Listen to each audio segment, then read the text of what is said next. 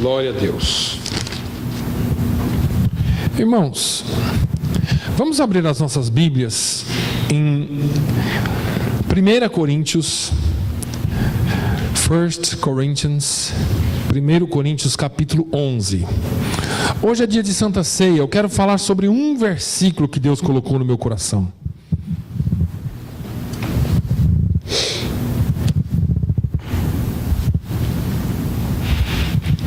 Primeiro Coríntios, capítulo 11,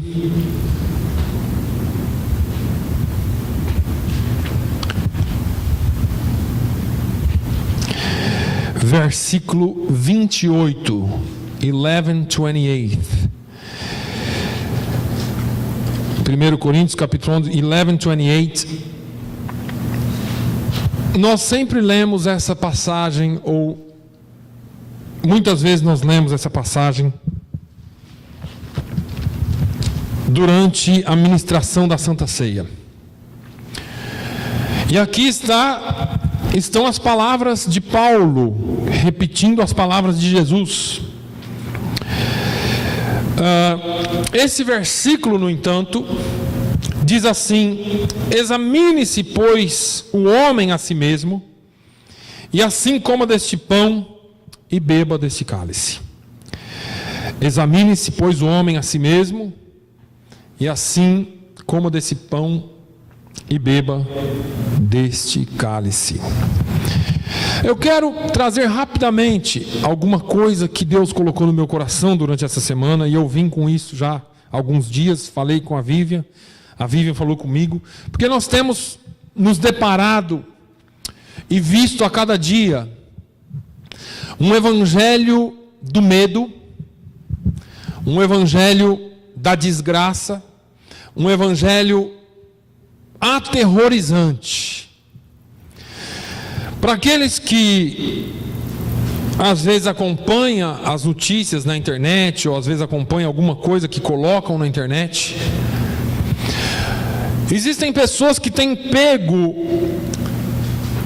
matérias jornalísticas na internet e feito delas um terror na vida da igreja. Pessoas que estão assustadas, pessoas que estão com medo da vida, pessoas que estão com medo de viver por causa do tipo de evangelho que tem sido pregado. E eu vou explicar para vocês. Essa semana eu tive a oportunidade de visitar uma pessoa, e ela falou assim para mim: pastor, eu estou assustada, porque existe uma pessoa que vem na minha casa, é minha parente, vem na minha casa, e ela só fala das desgraças que vão acontecer, que vai haver grandes terremotos, que vão haver grandes coisas, que vão haver, e que tudo está se tornando um caos, a economia está um caos, tudo, e as pessoas passam a ter medo de viver. E quando se fala de mães e pais que têm crianças, ninguém quer que o futuro dos seus pequenos filhos seja um futuro de desgraça. Como meu filho vai viver nesse mundo? Meu filho tem 9 anos, minha filha tem 12. Como vai ser o futuro deles se só o que estão pregando é desgraça? E aí eu comecei a pensar nesse evangelho do medo, porque isso faz com que pessoas venham para Jesus por medo. E eu vou te falar uma coisa: se você vem para a igreja, se você aceita Jesus e diz que serve a Ele por medo de ir para o inferno, você vai para o inferno com Jesus e tudo. Jesus nunca quis que ninguém servisse Ele por medo. Jesus quer que você sirva a Ele por amor. Tudo que Jesus fez por nós na cruz foi por amor. Ele não fez nada para te obrigar. Quando o pastor pregou na sexta-feira lá na tenda, ele falou sobre convite. Jesus nos convida a vir a Ele, Ele não nos obriga a vir a Ele. E esse evangelho do medo, que eles usam textos bíblicos para justificar, tem tirado a paz de muita gente. O maior problema desse evangelho não é trazer as pessoas para a igreja, mas é fazer com que as pessoas mudem o foco delas. Eles tiram um olho de Jesus e começam a depositar os olhos nessas coisas. Eles ficam esperando todo dia uma desgraça. Marcam data para tudo. Em setembro vai acabar a luz no mundo inteiro por 3 dias. Eu lá quero saber disso. E se acabar, o que você pode fazer? Eles começam a marcar datas e marcar data de desgraça. Ah, tal dia vai acontecer isso, tal dia vai acontecer aquilo. E as pessoas não têm mais paz. As pessoas não têm mais segurança. Enquanto você e eu, que cremos em Jesus, deveríamos estar seguros e descansando nele. Aí você pergunta, pastor, por que você leu isso então hoje? Examine-se, pois, o homem a si mesmo. Porque quando nós lemos isso, dá a impressão que nós só usamos isso para dizer, olha, você examina se você tem pecado, se você está em pecado, você não pode cear por causa disso. É verdade. Mas eu quero trazer uma outra parte desse exame na sua mente hoje. O Senhor falou comigo e eu estive orando a Deus e pedindo a Ele para que esclarecesse isso na minha mente. 2 Coríntios 13 e 5. Um livro adiante, no capítulo 13 e no versículo 5. 2 Corinthians 13 and 5. Diz assim, o mesmo Paulo diz assim, examinai-vos a vós mesmos, se permaneceis na fé. Provai-vos a vós mesmos, ou não sabeis quanto a vós mesmos que Jesus Cristo está em vós? Para aí um pouquinho. Você não sabe que Jesus Cristo está em você? E aí ele dá uma palavra final. Se não é, que já estáis reprovados. Então eu quero nessa manhã falar rapidamente sobre isso. Jesus está em vós. Examinai-vos e vocês precisam saber que Jesus está em vós. Nós não estamos ou não entregamos a nossa vida para Jesus para viver uma vida de medo, um evangelho aterrorizante, um evangelho que nos tira o foco de Jesus e nos coloca num foco diferente. O nosso foco tem que estar em Jesus. Pastor, eu estou com medo porque eu tenho falhado, porque a minha vida não tem sido lá grande coisa. E deixa eu te perguntar, de quem que é grande coisa? Eu não estou dando licença para você pecar aqui. Eu estou dizendo que todos nós somos seres humanos e dependemos e carecemos todos os dias da graça e da misericórdia do Senhor. E foi por isso mesmo que ele escreveu, usando Jeremias, ele disse, as misericórdias do Senhor são novas a cada manhã. Porque se não fosse, irmãos, você estaria morto e eu também. Porque o versículo conclui assim, por causa delas, elas são a causa de nós não sermos consumidos. Ninguém é bom. E aí nós chegamos num dia desse, como Santa Ceia, examinamos a nós mesmos. E o diabo começa a martelar na sua cabeça e dizer assim, você não presta mesmo. Toda essa coisa que está acontecendo, se você não tomar cuidado, você vai para o inferno. E você começa a viver o evangelho do medo. Você começa a viver o evangelho do coitadinho, de achar que eu sou um coitadinho, porque o diabo ele faz de tudo para que você pense que é um coitadinho, que não merece, que você é mesmo um desgraçado, que você é mesmo um pobre, que você é mesmo uma pessoa que não tem jeito. E Paulo pergunta, porventura não está Jesus Cristo em vós? Paulo afirmou com todas as letras que assim que você recebe Jesus, você se torna o quê? Templo do Espírito Santo. E como templo do Espírito Santo, você não deveria estar se arrastando no chão. Você não deveria estar sentindo todo o peso do pecado nas suas costas. Porque a palavra de Deus diz que Ele levou sobre si todas as nossas dores, todas as nossas enfermidades. Ele não estava falando aqui de dores e enfermidades físicas, mas estava falando de dores e enfermidades espirituais. Dores e enfermidades que podem matar o homem. Não a carne, mas o espírito. Jesus, quando foi à cruz, Ele levou a sua vergonha, Ele levou a sua dor, Ele levou a sua desgraça, Ele levou tudo aquilo que era peso sobre você, e Ele trouxe para você um novo cântico. Ele trouxe para você um sorriso novo. Ele trouxe para você uma chance nova de vida. O salmista, no Salmo 103, Psalm 103,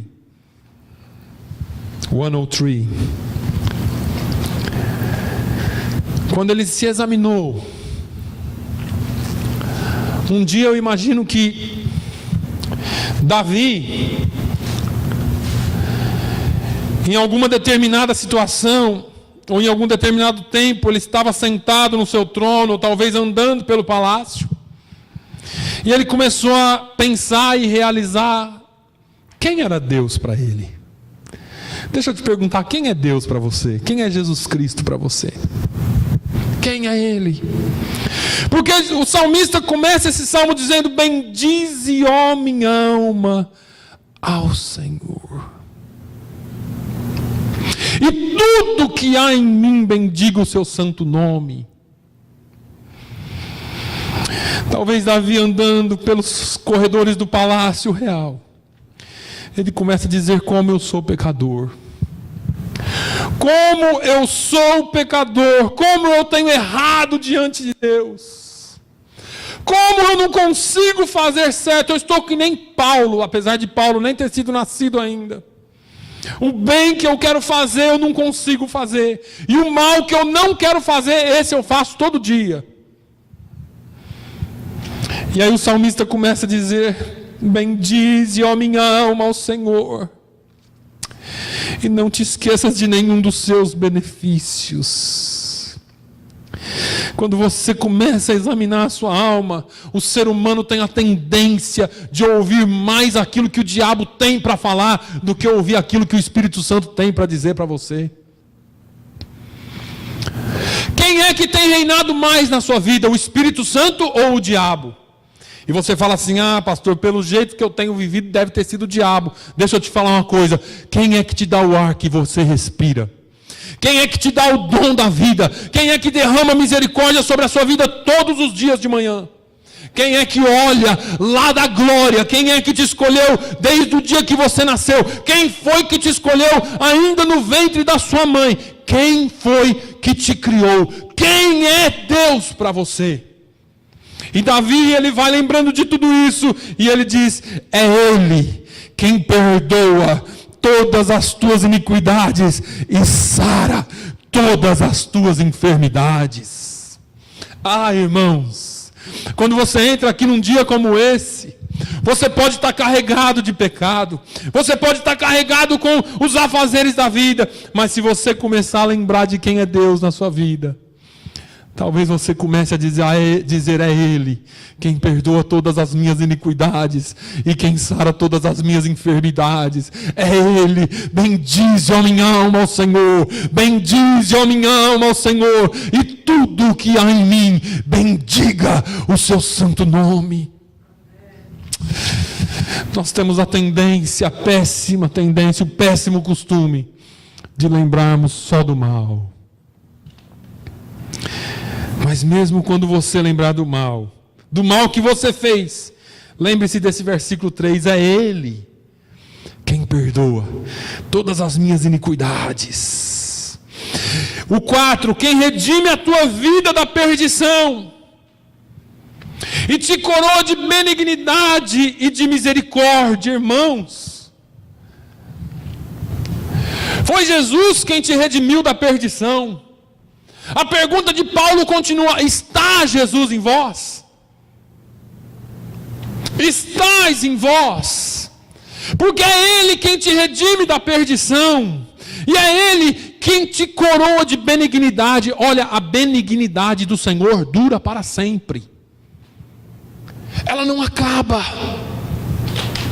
Ela não acaba. Você pode se sentir aquele crente fraquinho. Ah, eu vou levando um dia após o outro, porque eu não sei como vai ser amanhã. Nem eu. ninguém é mais forte do que ninguém. Aliás, Paulo falou assim: olha, quando eu penso que estou fraco, é aí que eu estou forte. Porque é na minha fraqueza que se aperfeiçoa o poder de Deus. Eu me lembro de quando Deus fez o mundo.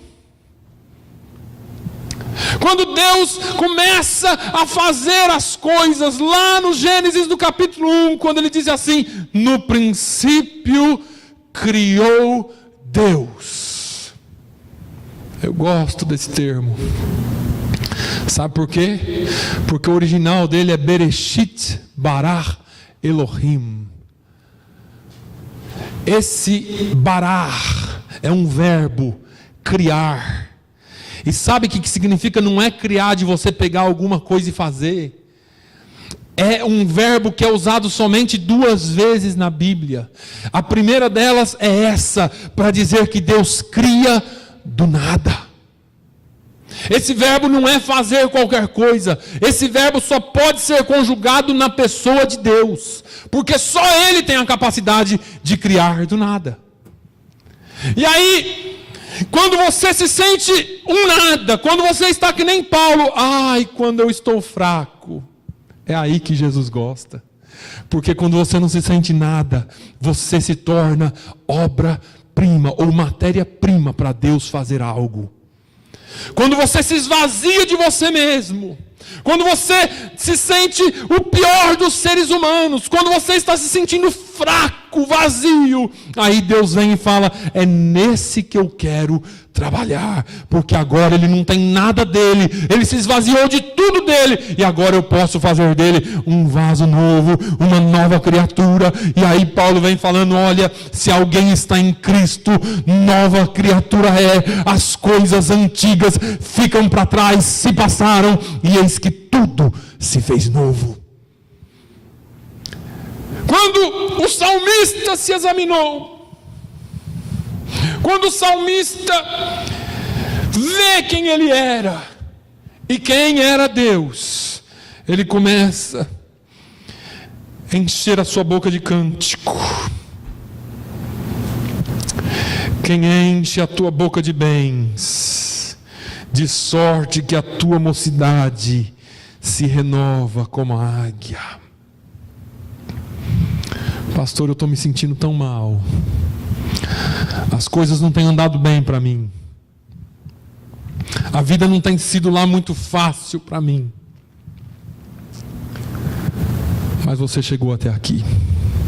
E se você veio aqui hoje, essa palavra é profética para você. Porque não é para o irmão que não está aqui, é para você que está aqui. A sua vida pode não ter sido muito boa até hoje. A sua vida pode não ter sido fácil até hoje. Mas o Senhor quer que você enche os seus lábios de cântico, de um cântico novo, e agradeça a Ele, porque Ele te sustentou até aqui. E se você chegou até aqui, foi por causa da misericórdia dEle. E hoje, por causa da misericórdia dEle, Ele quer que você saia daqui renovado como a águia. Ele quer que você saia daqui com a fortaleza que você nunca teve. Porque você pode até estar se sentindo fraco, mas é Ele quem enche a tua boca de bens. E aí, porque você canta, porque você exalta, a tua mocidade se renova como a águia. No versículo 7, fez notórios os seus caminhos a Moisés e os seus feitos aos filhos de Israel. Irmãos, quando a gente começa a pensar em quem é Deus na nossa vida, você vê, Ele faz notórios os seus caminhos para você. Veja que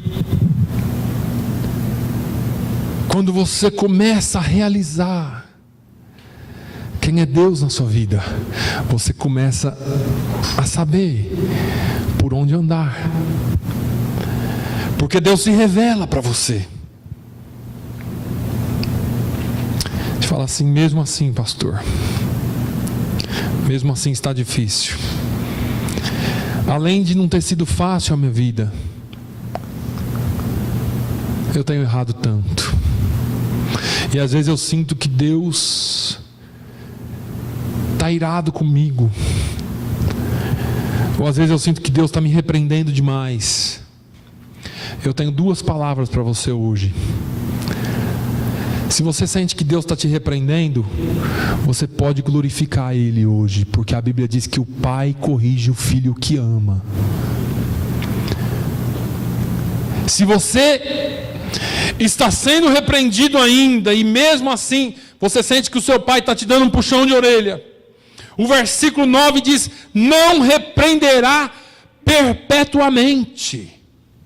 Ele não vai te repreender para sempre, nem para sempre conservará a sua ira.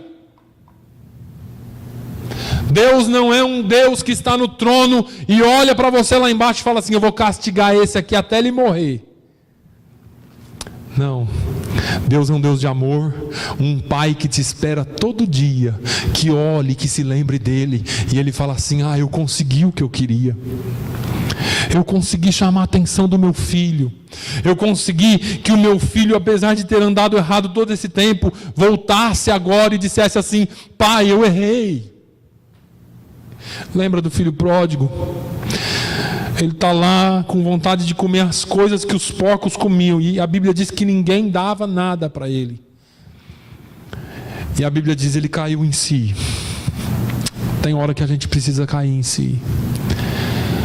E ele disse assim: quantos trabalhadores do meu pai, eles não são filhos, eles são trabalhadores do meu pai.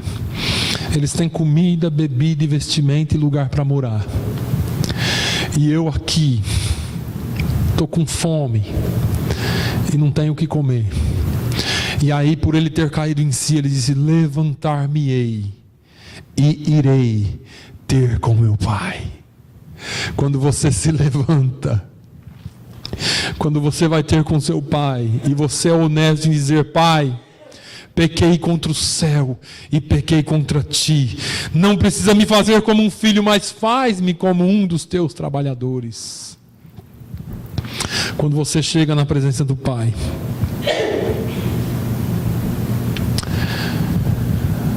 o filho chega na presença do pai e fala: pai, pequei contra o céu e contra ti. E o pai não deixa ele falar mais nada. Sabe por que o pai faz isso? Olha aqui o próximo versículo. Versículo 10: não nos tratou segundo os nossos pecados, nem nos retribuiu segundo as nossas iniquidades. A Bíblia fala que o salário do pecado é a morte. Eu e você deveríamos estar mortos, mas Ele não nos tratou segundo os nossos pecados, e nem nos retribuiu segundo as nossas iniquidades. Será que isso é motivo para você sair daqui alegre hoje? Será que isso é motivo para você falar um pouquinho com Deus e falar: Senhor, obrigado, porque eu vim aqui hoje para ouvir uma palavra de vitória, e não existe palavra de vitória melhor do que essa: Jesus nos amou primeiro. Jesus não nos trata segundo os nossos pecados, mas Ele nos trata segundo as suas misericórdias. E por que Ele faz isso? Você não entende, mas o versículo 11 diz: pois quanto o céu está elevado acima da terra, assim é grande a sua misericórdia para com os que o temem. Quanto está longe o Oriente do Ocidente, assim afasta de nós as nossas transgressões. Como um pai se compadece de seus filhos, assim o Senhor se compadece daqueles que o temem. Porque Ele conhece a sua estrutura, irmão. Porque Ele se lembra de que somos pó. Pelas nossas forças nós não podemos fazer. Pelas nossas forças nós não podemos continuar. Pelas nossas forças nós erramos todos os dias. Mas é na força dEle. É na força dEle. Sabe como que é que isso funciona? A palavra de Deus diz que a alegria do Senhor é a nossa força. Então nós temos que alegrar ao Senhor. E como que nós alegramos a Ele? Glorificando a Ele, exaltando o nome dEle, anunciando o que Ele já fez. E eu sempre digo aqui, pastor, eu não tenho muitos motivos para adorar, porque a minha vida não é fácil, mas comece a adorar. Porque quando você adorar, Ele vai te dar muitos motivos para continuar adorando. Então, você adora e Ele manda bênção. Você adora, Ele olha para você e a vida está difícil. Parece que você está arrastando uma tonelada, mas você está glorificando o nome do Senhor. Conhece essas pessoas? Pode estar difícil como for. E aí, irmão, como que está? Glória a Deus, está tudo bem. Sabe aquela mulher que o filho morreu? A mulher perdeu o filho. E ela não enterrou o filho. Ela falou assim para o servo: arruma um jumento, que eu vou falar com o homem de Deus. O negócio está difícil. Vai falar com o homem de Deus. E aí ela monta no jumento e vai passando lá pela roça. E o marido dela está trabalhando e vem passando por ela. Oi, tudo bem? Tudo bem. Está tudo bem. O filho estava morto em casa. Ela passou pelo marido. E o marido perguntou: vai bem contigo? Ela falou: está tudo bem. Eu só vou ali fazer uma visita e já venho. E quando o profeta viu ela à distância, o profeta fala para o moço assim, moço, vai lá ver o que ela quer. E o moço foi, ela não falou nada com o moço. O negócio dela não era com o moço, era com o homem de Deus, era com o profeta. Porque havia palavra de Deus na boca do profeta. E aí o moço voltou e falou: ela não quer falar nada não. E ela veio, se colocou aos pés dele e começou a chorar nos pés dele. E o moço foi falar alguma coisa, o profeta falou: fica quieto, porque ela está com o coração amargurado. Nós temos que ter o coração sensível, mas nós temos que ir à pessoa certa. Nós temos que ir ao lugar certo. E o lugar certo se chama aos pés de Jesus. Você não precisa sair da sua casa. Você não precisa ir para algum lugar especial. Você não precisa ir para uma igreja. Você não precisa. Eu não estou dizendo para você não vir à igreja. Eu estou falando que em alguns momentos da sua vida, onde você estiver, você pode entrar no santuário do Senhor e falar com Ele. O santuário não é aqui. O santuário não é um altar feito por mãos de homens, mas o santuário é a presença dEle. E na presença dEle você entra em qualquer lugar. Um dia Davi estava no deserto e ele disse que entrou no santuário do Senhor. Eu fiquei pensando, será que construíram um templo lá no deserto? Não. Quando ele estava sendo perseguido por Saul, ele não tinha casa, ele não tinha nada, ele dormia em cavernas, roupa suja, só com ladrão, bandidos, eram os homens que ele regimentou. Foras da lei, estava tudo com ele lá. E o Davi, entristecido, ele entrou no santuário do Altíssimo. Para entrar no santuário do Altíssimo, eu já falei para você, talvez a senhora vai estar lá lavando roupa, ou lavando louça, porque agora não se lava mais roupa assim, né? Agora joga tudo na máquina. Você desceu lá no basement para jogar a roupa na máquina, e talvez ali seja o seu santuário. Talvez você está lavando louça sozinha lá na sua casa, e vem aquele hino de adoração a Deus no seu coração, e você começa a cantar: fala Deus, fala Deus, toca-me com brasas do altar. Fala Deus, fala Deus, sim, alegre atendo ao teu mandar. Aleluia. Quando você entra no santuário do Altíssimo, Ele fala contigo.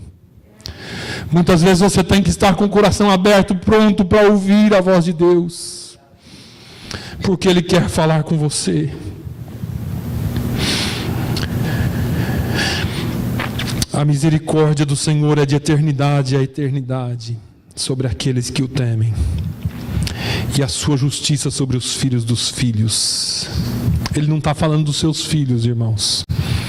Ele está falando dos seus filhos e está falando dos seus netos. Tem gente que fala assim: essa próxima geração eu não sei o que será. Eu sei o que será. A Bíblia diz que os meus filhos terão visões que os meus filhos profetizarão, que os meus filhos terão sonhos espirituais.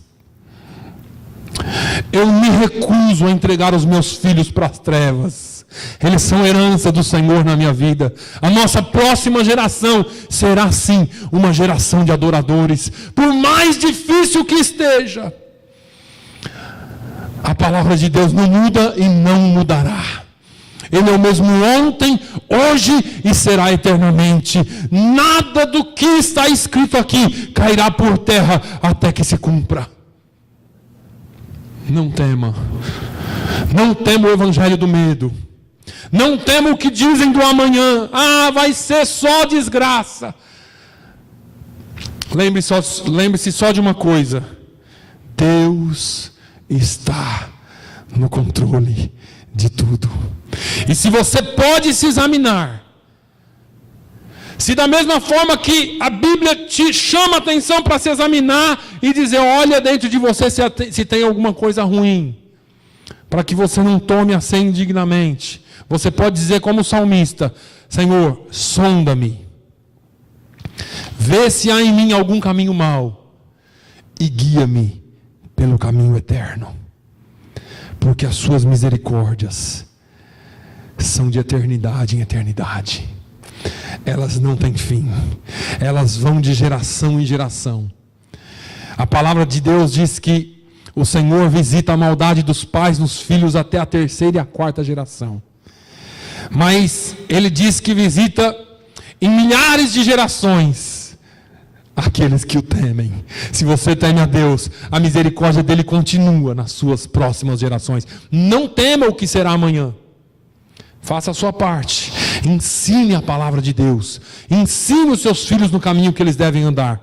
Mas faça um exame na sua vida. E lembre-se que a misericórdia dele é grande. E que ele te perdoa e nem te castigará para sempre. Amém? Que Deus abençoe a sua vida. Feche os seus olhos. Se você pode falar com Deus agora. Eu vou te dar um instante para falar com Ele. Pastor, eu entrei aqui com uma tristeza.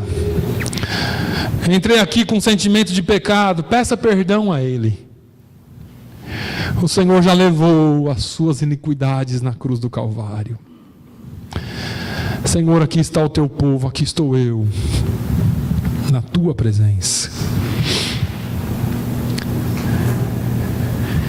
Queremos te pedir perdão, Senhor, pelos nossos pecados. Mas assim como Jeremias se lembrou, eu quero me lembrar nesta manhã e lembrar os teus filhos. Eu quero trazer à memória aquilo que me pode dar esperança. As tuas misericórdias não têm fim, elas são novas a cada manhã. A tua fidelidade nunca se acaba e é para sempre. E o Senhor é bom. Se tem uma coisa que eu posso me alegrar, é que o Senhor é bom.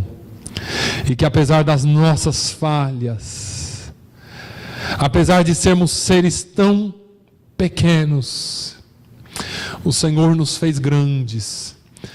O Senhor nos fez servos, servas, filhos e filhas. E mais do que isso, o Senhor nos chamou de amigos.